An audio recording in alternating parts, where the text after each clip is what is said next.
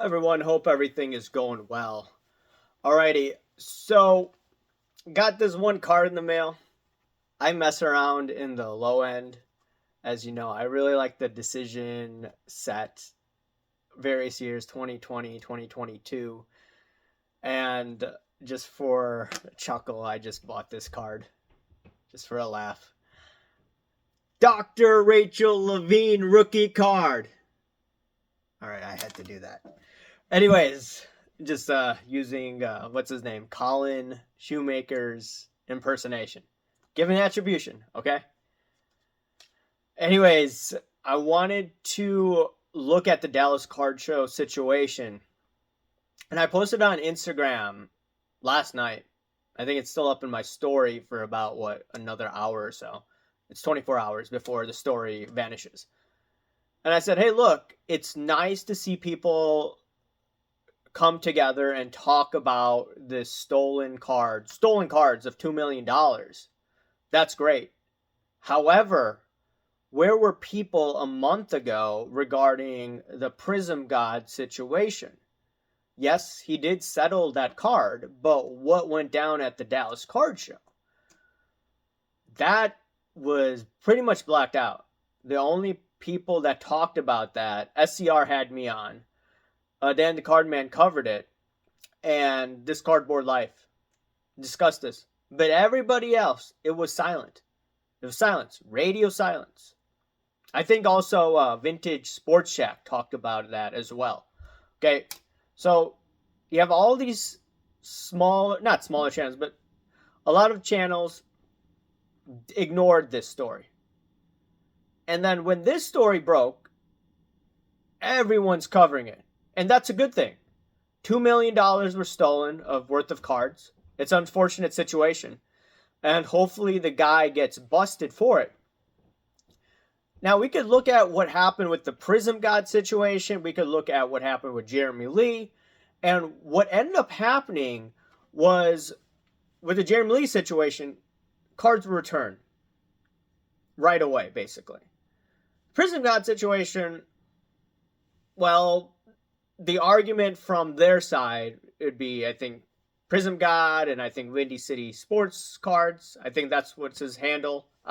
We were messaging each other this morning, and they thought that, from my understanding, they thought that, hey, look, they had a conversation with Enrico, and it was clear.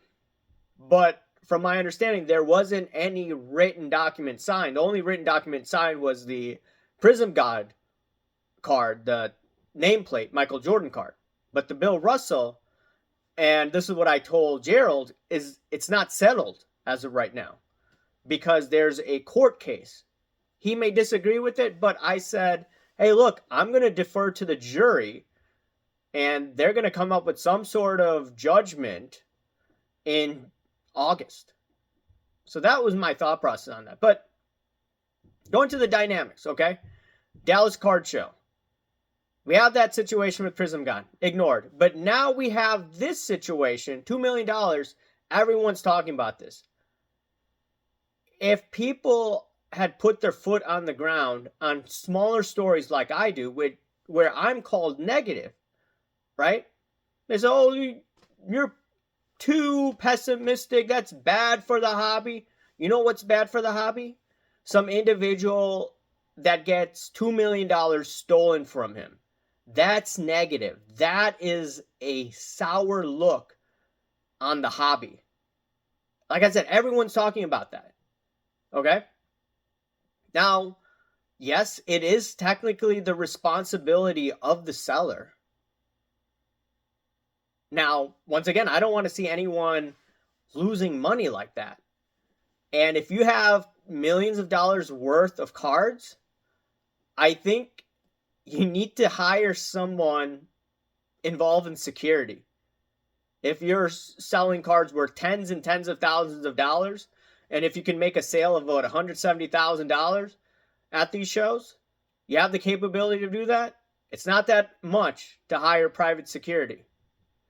And at that level, I think people need to start taking things in their own hands. And once again, not through violence, not through those means, but they have to do it strategically.